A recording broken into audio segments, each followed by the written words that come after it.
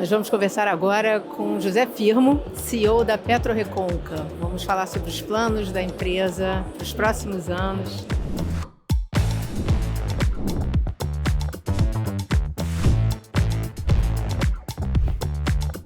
Firmo, obrigada pela entrevista. Eu queria começar te perguntando sobre perspectivas, né? O que está se falando aqui. Estamos com algumas mudanças no setor, preço de petróleo mais baixo. Que desafios você vê e enxerga no onshore nesse momento? Obrigado, Rose. Obrigado pela oportunidade de falar contigo. Olha, eu vejo o setor do onshore brasileiro de uma forma muito positiva. Eu tive a honra, o privilégio de trabalhar em diversos momentos da minha vida na busca do que está ocorrendo hoje. A gente falava, ainda quando eu estava na Bespetro, quando eu trabalhei no IBP, a gente falava muito do potencial que esses campos maduros brasileiros ainda tinham, não só de petróleo e gás, mas até muito mais da sua capacidade de geração de valor para o Brasil, para as comunidades aqui dessa região. Foi aqui que o petróleo foi descoberto no Brasil e 25 anos atrás, a PetroRecôncavo, três inovadores, pioneiros da PetroRecôncavo, já vinham pensando num novo segmento de campos maduros brasileiros e criaram a PetroRecôncavo. A PetroRecôncavo celebra esse ano 25 anos, né? Em fevereiro de 2000, esse pessoal começou a pensar a respeito de uma nova estrutura para esses campos que eles pudessem sobreviver, estender a sua vida por mais tempo. Então, a gente usava na época, quando a gente falava com a Petrobras e com o governo brasileiro, a gente falava da PetroRecôncavo como proxy dessa solução, que é uma solução normal, comum. Na indústria petroleira do mundo, o normal é que grandes empresas, IOCs e NOCs, descubram uma bacia sedimentar, desenvolvam uma bacia sedimentar e rapidamente, aí na primeira ou na segunda década, comece um processo de gestão de portfólio, onde os campos vão amadurecendo e aí são atraídas empresas menores, mais rápidas, com um custo de capital mais baixo, com aplicação de tecnologia focada, desenvolvimento de pessoas, que é capaz de, com um custo menor, estender a vida desses campos. Essa era uma teoria que nós, na época, falávamos e usávamos a PetroRecôncavo como proxy, como referência. O que a gente vive hoje é um momento muito interessante da concretização desses planos. O que a gente vive no onshore hoje é uma multiplicidade de empresas que estão justamente fazendo isso. Cada uma no seu campo, cada uma na sua estrutura, buscando baixar custo, buscando aumentar a eficiência e buscando, de uma forma, com tecnologia, com desenvolvimento desses campos, estender a vida útil desses campos. Então, apesar dos desafios, que são muitos, principalmente agora essa possibilidade, né, de um futuro de preço de petróleo mais baixo, que sempre é uma... Mas quem está na indústria está acostumado com isso. Isso é boa parte. Então, esse é um momento em que eu vejo de uma forma muito positiva. Além disso, eu tive o privilégio de agora, depois de tanto tempo, ter a oportunidade de voltar e trabalhar na implementação da ideia, né? Ser CEO da PetroRecôncavo, para mim, é uma oportunidade pessoal muito interessante. Foi aqui também que a PetroRecôncavo começou, mas foi aqui também que eu comecei. Eu vim para a Bahia a primeira vez, ainda um jovem petroleiro, usando a expressão do Jorge Camargo, trabalhar aqui pela primeira vez na minha vida e agora estou de volta. Então, tem muito desafio? Tem. Os desafios sistêmicos do onshore. O onshore começou há muito pouco tempo atrás, apesar da PetroRecôncavo ser uma júnior de 25 anos, o onshore, como todo o segmento, começou no máximo há 4 anos atrás do ponto de vista operacional e tem muito desafio sistêmico para resolver. Tem muita eficiência sistêmica e que a parceria entre as empresas precisa aumentar para que isso baixe. Um exemplo clássico é o tratamento. O custo de tratamento de gás ainda é absurdamente alto. Nós precisamos encontrar fórmulas de criação de clusters de tratamento de gás em conjunto com as empresas para baixar esse custo. Escoamento de óleo, tratamento de óleo, capacidade de fluir esse óleo de uma forma eficiente. Também tem muita coisa, ainda tem muito gargalo de logística que faz com que a gente ainda tenha preços e custos muito altos. Então, Tem muito desafio, tem o desafio da tecnologia. Nós hoje estamos implementando tecnologia, mas ainda temos um processo bastante grande para que a gente juntos, mais ou menos igual fez o onshore americano no passado, juntos a gente baixe sistemicamente o custo, de tal forma que todo mundo ganhe e esses campos continuem, então, produzindo por décadas, né? O que a PetroRecôncavo fez nesses 25 anos foi isso. Pegou os campos aqui no Recôncavo que tinham uma previsão de declínio e de fim de vida para 10 anos na frente e já tem 25 anos produzindo num patamar de produção maior do que o esperado, muito maior do que o esperado e contínuo. Essa matemática, essa, de uma certa forma, nova metodologia é o que a gente tem de desafio para o onshore daqui para frente. Provar que o declínio e o decréscimo de produção do onshore pode ser não só revertido, como pode ser mantido por várias décadas. O que isso gera? Isso gera petróleo e gás, que são relevantes. Obviamente que a gente nunca vai competir com o pré-sal. O pré-sal continua sendo, sem dúvida nenhuma, a força motriz da produção de óleo e gás brasileira, mas que complementa. Eu usava uma expressão quando eu estava no IBP que a pujança da indústria ela acontece quando você tem água rasa, água profunda, água ultraprofunda, petróleo em terra, exploração em terra, desenvolvimento em terra. Quando você junta isso tudo, a gente tem uma pujança muito grande. E aqui na Bahia Óleo e Gás, por exemplo, que a gente está vendo, é um dos melhores lugares para você ver essa pujança do onshore, né? Uma feira na Bahia que representa a pujança do onshore. Então eu sou positivo com o onshore, eu entendo os desafios, não significa que a gente tem tudo resolvido, tem muito trabalho para ser feito, mas essa migração de onde a gente estava, que eram empresas ainda pré-operacionais e operacionais nos últimos 3 anos, para empresas de IP mais sólidas, com projetos mais de longo prazo, e o aumento da parceria dessas empresas, que é uma das coisas que eu tenho buscado bastante, vai nos levar a um segmento mais eficiente e, consequentemente, mais resiliente, sendo capaz de continuar gerando valor. Então, a minha perspectiva, apesar dos desafios, é bastante positiva para o offshore.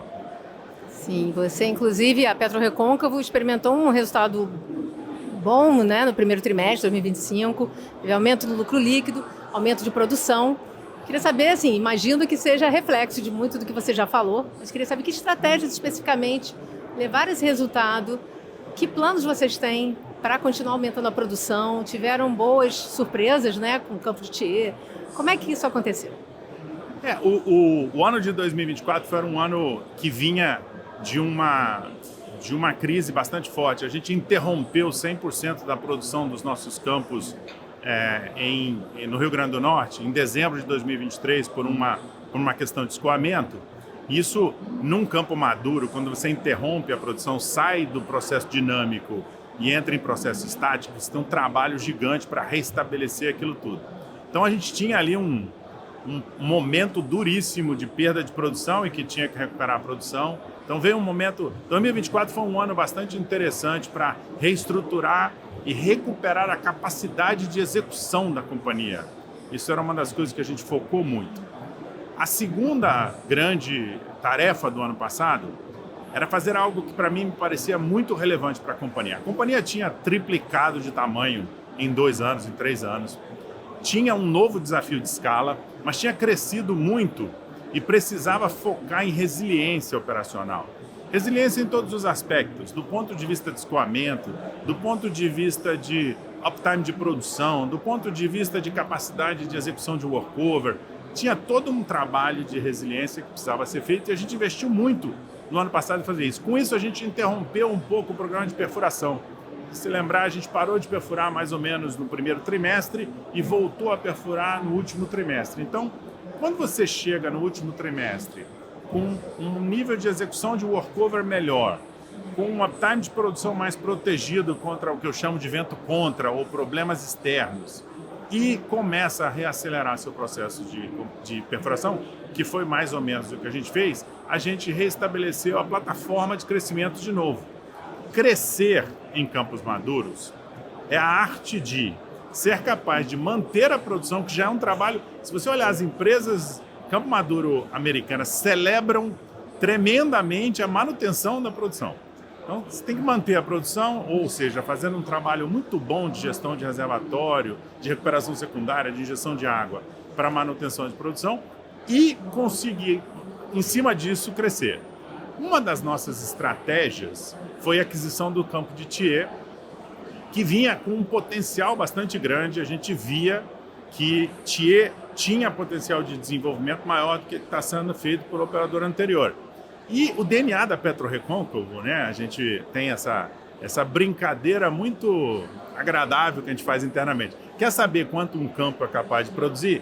Dá para a PetroRecôncavo que ela descobre para você. Então, mais uma vez, a PetroRecôncavo repete isso no campo de Thiais, onde, através de uma revisão da engenharia de reservatório, um processo de construção de poço, de perfuração muito robusto, e, obviamente, o upgrade do sistema de superfície, né, de produção, a gente consegue trazer Thiais para um patamar de produção muito mais alto e aí ajudar a criar essa plataforma de crescimento de produção. Então, a gente cresceu a produção 4 meses consecutivos, crescendo a produção gradualmente, chegando aí 27.600 barris de óleo equivalente, médio no mês, que é uma faixa bastante importante para nós. Então, esse é um processo. Crescimento de produção é um desafio, mas é um objetivo o tempo inteiro. Nós queremos continuar crescendo a produção da companhia. Ele vem de diversos fatores. Crescer a produção aqui é uma equação complexa de diversos fatores. Execução, uptime de produção, segurança de poço, todas essas coisas que a gente colocou o ano passado e que agora tem confiança que está restabelecendo e, com isso, almejando cada dia mais novos patamares de produção. Num ambiente de longo prazo, porque não adianta crescer a produção por alguns meses e depois não conseguir fazer mais isso ou ter um problema como o problema de escoamento, como o que a gente teve lá. Então, é uma visão mais longo-prazista, onde a gente quer ter resiliência e investir em projetos de desenvolvimento de reserva que sejam bons, que sejam capazes de fazer. A gente não faz exploração e a gente só pode crescer produção e crescer reserva quando a gente consegue, ao entender o reservatório, gerir esse reservatório de uma forma melhor e aumentar a taxa de recuperação desse reservatório. Nossa média de óleo é de 22%. Depois de todos esses anos produzindo, nossos reservatórios todos de óleo têm uma média de taxa de recuperação de 22%, ou seja, 22% somente do petróleo que estava lá embaixo saiu. O benchmark mundial pode chegar a 35% em alguns campos. Em alguns campos chega acima disso. Então, nosso trabalho é continuar aumentando a taxa de recuperação e, consequentemente, gerando reserva aqui, fazendo o trabalho que a PetroRecôncavo fez nos últimos 25 anos de forma extraordinária, mas agora com uma escala nova. Então, é fascinante ver a companhia se preparando para isso e ver como a companhia se sente hoje. A gente usa essa expressão bastante para motivar a todo mundo, como nós estamos prontos para encarar esse desafio, não no próximo mês, na próxima década, de manutenção e crescimento de produção, desenvolvimento de reserva com custo mais baixo do onshore brasileiro. Nosso lifting cost, nosso G&A cost é o mais baixo da indústria, benchmark aqui no Brasil, mas ao mesmo tempo olhando outras oportunidades para a PetroRecôncavo. E isso foi uma das coisas que a gente começou nesse ano. Então, a possibilidade de usar a tecnologia para ir em poços mais profundos. O onshore brasileiro tem uma série de reservatórios que foram testados pela Petrobras no passado, mas não foram desenvolvidos por questão de custo. Trazer dos Estados Unidos, fundamentalmente do US Land, a eficiência de perfuração e de completação que transformou o shale americano para cá, para que a gente possa desenvolver esses reservatórios, também cria uma alavanca de valor nova para crescimento, novas alavancas de crescimento da PetroRecôncavo. Dominar o poço horizontal. No ano passado, nos Estados Unidos, quase 90% de todos os poços perfurados foram poços horizontais. Então, a gente não fez nenhum poço horizontal ainda na PetroRecôncavo. Vamos nesse caminho esse ano. Então, tem muita coisa interessante que habilitam que os 25 primeiros anos foram extraordinários mas que a gente pode sonhar com 25 anos ainda muito interessantes para o futuro da PetroRecôncavo. Um profissional da área de serviços, né, sua grande parte, trabalhando numa empresa que está bastante verticalizada, né? Vocês estão com uma frota de sonda própria razoável, são 13 sondas, né, se não me engano. Você tem plano de aumentar o número de sondas, prestar serviços com as sondas? Como é que é isso? A decisão da PetroRecôncavo, que obviamente antecede muito a minha chegada, de verticalização, é uma decisão muito interessante, porque ela é usada em algumas das empresas lá, principalmente do US Land, e ela tem sempre os dois lados da moeda, né? O perigo é você criar uma capacidade interna que não é tão eficiente quanto a capacidade externa, mas ela tem um benefício, e no caso do Brasil, um benefício muito grande de estabilidade de preço e de recursos. Como o nível de atividade para manutenção e crescimento da produção é muito alto, esse ano nós vamos fazer 250 atividades de workover, intervenção em poço, e provavelmente mais umas 300 de reparo de poço. Então são 500 atividades de poço. Se você não tem um supply chain muito bem estabilizado, você corre risco tanto do ponto de vista de inflação de custos, quanto do ponto de vista de disponibilidade de recursos. Então a decisão de fazer isso foi muito acertada. Hoje a PetroRecôncavo tem o menor custo de desenvolvimento e o menor lifting cost, muito por causa disso, por causa dessa capacidade interna, mas também tem uma tranquilidade de olhar o seu plano dos próximos 3, 5 anos de uma forma com um altíssimo índice de segurança de que vai executar, porque ele não depende das flutuações do mercado brasileiro. E o mercado brasileiro, eu me lembro muito bem disso, ele tem uma conexão offshore-onshore muito forte, que não existe lá fora. O onshore brasileiro sofre muito quando o offshore cresce, porque os recursos são facilmente migrados daqui do Nordeste para Macaé. Então, existe sempre um risco de desabastecimento e, consequentemente, de inflação de preços e de falta de recursos no onshore. Então, essa decisão foi muito acertada, tem dado muito resultado. A gente mediu o ano passado, eu cheguei e comecei a medir mensalmente. Se eu fizesse 100% da minha atividade comprando serviços externos, então para comparar todo mês, botando pressão no meu sistema interno, de você tem sempre ser melhor em qualidade e em custo do que a oportunidade de eu contratar externo. E a gente viu mais de 200 milhões de reais de redução de custo por ter o nosso serviço interno. Então, é muito material para nós. Mas muito além disso, começou a habilitar essas oportunidades, por exemplo, de trazer uma sonda profunda, desenvolver tecnologia para perfurar poços profundos. É uma coisa que o onshore brasileiro não tem hoje. E nós somos a única empresa capaz de fazer isso e já construímos 3 poços aí com muita eficácia. Então tem muita coisa boa nessa verticalização e ela me habilitou, porque obviamente o Conselho estava procurando alguém que pudesse entender os dois lados da moeda, tanto do ponto de vista de IP quanto do ponto de vista de verticalização de serviços. Isso ajudou bastante a vender o meu currículo aqui para a PetroRecôncavo. Eu normalmente digo para a minha galera do RSO, do Rig and Service Organization, que foram eles que me atraíram para a PetroRecôncavo. Então eu sou muito grato de estar nessa situação, que é única no Brasil, mas que é fascinante para desenvolver. Não pode perder a habilidade de fazer os dois.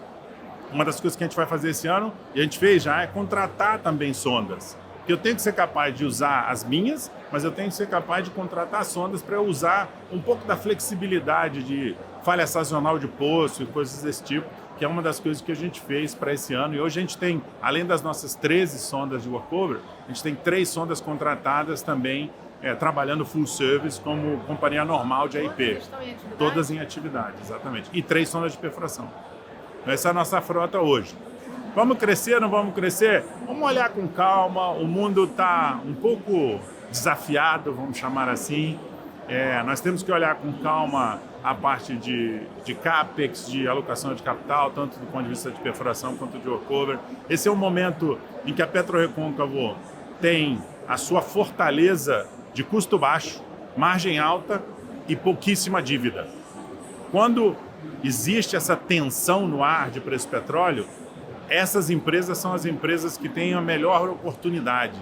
Então a gente tem que manter essa oportunidade viva, que a PetroRecôncavo tem hoje um posicionamento absolutamente único na indústria do onshore brasileiro por causa dessas grandes fortalezas que eu acabei de citar. Então, manter isso, ter um cuidado com isso e observar para ver o que a gente vai fazer antes de tomar decisões de aumento de frota. Por último, a PetroRecôncavo tem vários investimentos e parcerias feitas, né? E tanto na área de PGN, vocês estão com uma PGN, né, em projeto, uma nova que foi própria, né, de São Roque. Tem novos investimentos nesse sentido, novas aquisições de ativos, de campos, novos M&As, ou isso tudo entra no momento de esperar como vai se desenvolver o mercado? Obviamente que essa é a pergunta que a gente recebe muito.